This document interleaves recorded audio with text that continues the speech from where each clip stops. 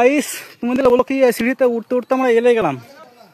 কি বলবো তোমাদেরকে, অনেক উঁচু পাহাড়, মোটামুটি তোমার 100 ফুট উঁচুই আমরা উঠে গেছি।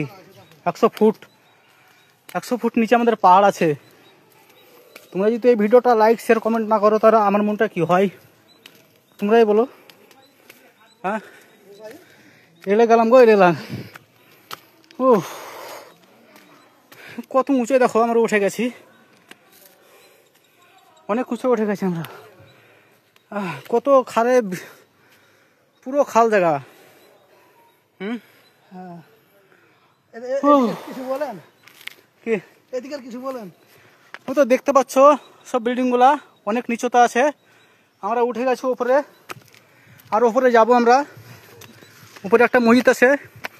তোমরা যদি এই ভিডিওটা যদি লাইক শেয়ার কমেন্ট না করো তাহলে আমি আর ভিডিও পোস্ট করবো না। আমরা অনেক কষ্ট করে অনেক দূর থেকে এসেছি, মুর্শিদাবাদ থেকে গরুগুন্ডা ভিডিও করতে আমরা। ঠান্ডা পানি হবে না? ঠান্ডা লাগে না? ঠান্ডা লাগে? এলে গেলাম গো, এলে গেলাম। ঠান্ডা হতো কথা রে।